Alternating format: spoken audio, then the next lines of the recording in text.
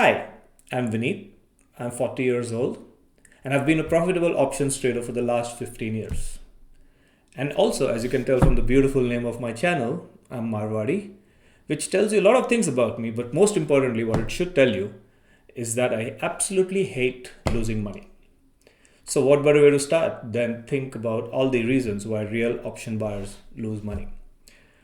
So most people that think of options, they think of it as, okay, we'll see this hot share or hot stock. We will find that about that on the news or a friend telling us or on X or somewhere like that. And then we're going to buy a call option. And if the stock goes up, my call will go up too. I'll make some money. But that doesn't happen. Funnily, even if the stock goes up in the direction which you thought, your option still doesn't go up. Why does that happen? Because options are complicated things and they are not as simple as just bidirectional based on the movement of the stock. So in this video, if you give me 10 minutes of your time, I'm going to explain all the reasons why option buyers end up losing money in the long term.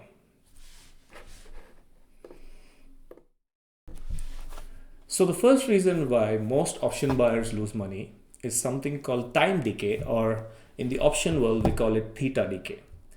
So if you think about it, a stock can go up, down, or stay at the same place. But there's one thing which is always moving forward, and that is time. You cannot stop it. People have tried, can't do it. So time is always moving forward, and think of theta decay as a burglar which comes to your house every night to steal a little bit of premium for your options. They say comparison is the thief of joy. In the same way, theta decay is the thief of your option premium. Why does that happen? So if you think about it, an option seller, when they're selling you the option, they are giving you an expiration date. They're giving you a set amount of time, which could be weekly, monthly, or longer. And what they are hoping is in that period of time, the stock doesn't reach the strike price so that your option that they're selling you expires worthless. And beginners, they love weekly calls or weekly puts because for a few reasons. They're cheap, they're easily available, and they give you like once in a while when they're right, they give you a very high return. But it's just like buying a lottery ticket. It's actually like a financial lottery ticket which drives like a fancy BMW car, but in the end, all it wants to do is sell you some insurance. So that's the reason that most people, when they're buying short-term out of the money calls or short term out of the money puts, which basically is hoping that if the stock is at 100 today, in 1 week it'll get to 120 and I'll buy that 120 strike price call and I'll make some money.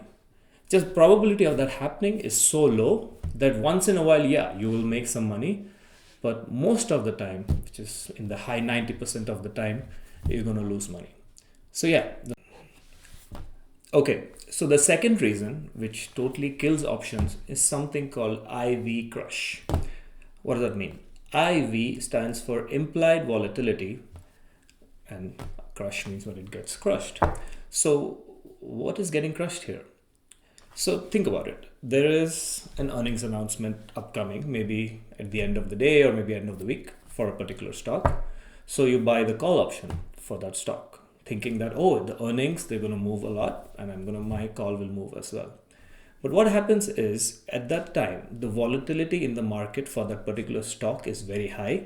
So the market is expecting a very large move.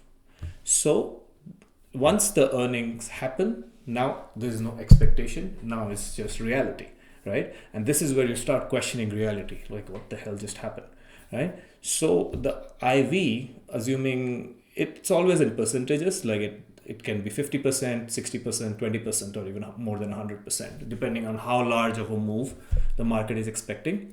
So the IV can go down from say 100% to like 20%, and that crushes the value of the call or the put which you bought. Even though the stock moved in the right direction and it even crossed your strike price, the IV can go down. So that's the reason that your option loses value. So it's very important to keep IV in mind, and when you're buying options, it's the IV is your enemy. So it's always important to keep that in mind. Okay, let's move on to the third reason, which is a very important one, is that people think in terms of certainty and not probability, which is a fancy way of saying that people think they can predict the future. No, they can't. You will hear people say, hey, I know, man, Nvidia is definitely going to go up.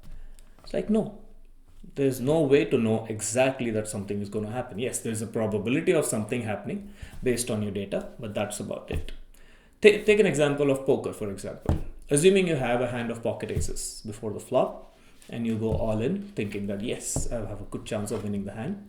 And yes, you have a good chance of winning the hand, but do you know that you only have an 80% chance of winning the hand against any other pair? So if someone even have pocket twos, they have a 20% chance of winning the hand against you. And assuming you play the hand, someone calls with pocket twos and they win the hand.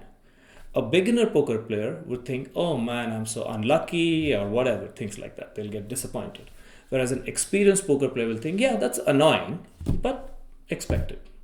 So that's the same thing with professional traders. They think differently. They think in terms of probability, distribution, expected value. All these things matter in their decision making rather than raw emotion. Retail traders don't do that, and that's what they need to do. Okay, the next reason, and definitely the most important reason, is bad position sizing. Most option buyers, especially the beginner option buyers, size way too aggressively. What do I mean by position sizing?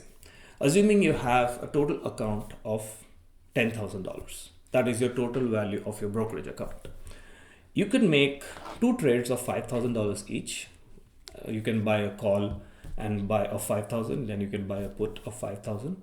Yeah, there's a chance you might be right and make some money and double it, or there's a very high chance that it goes to zero. Now, in just two trades, if they both go against you, which is a high chance of happening, your account is down to zero. You can close your account and go home. Rather than that, if you had like a limit, which I say should be about 3 to 5% of your total account. So that is if you have $10,000 in your account, no trade should be more than $300 to $500 in size. That way, you could have 20 trades at one time, theoretically, of $500 each. Assuming each of them has an 80% chance of success, that means you would have 16 good trades and 4 bad trades. Overall, I think you'll make some money if you do that. So it's important to think in terms of why position sizing matters. Think of yourself as a casino. If you are a casino, you do not care about the individual result of a blackjack hand a person is playing. You care about total result over many, many hands. That is why you limit the individual bet on each casino hand. They don't want someone to bet $1 million and win that lucky hand and take all the money. That's what you need to do. Retail buyers need to think about why you need to limit your position size, so that way you are not too... Basically, the thing is you want to control your greed. You think that, oh, if I put 5,000, it'll become 50,000, I'll be rich. No, but that is the most important thing that I've learned in 15 years of trading, is that you should save and protect your money. The rich people stay rich because they avoid going bankrupt. That is something which is very important. Making money is easy. Keeping your money is difficult, and that's where discipline comes in. So yeah, those are the biggest reasons why most option buyers lose money. Misunderstanding options, theta decay, IV crush, certainty thinking, and terrible position sizing. Now, this does not mean options are bad. Actually, options are fantastic instruments. You just need to understand the game you're playing. So yeah, that's it for this video. Next week, I want to make a video where I actually talk about things which you can do rather than things which you shouldn't do. So things which you can focus on to actually make options work in your favor. And most importantly, obviously moving on from raw emotional based thinking to probabilistic thinking. And that will help you more than just options. It'll just help you in life. So yeah, hopefully you like this video. Thank you so much for watching.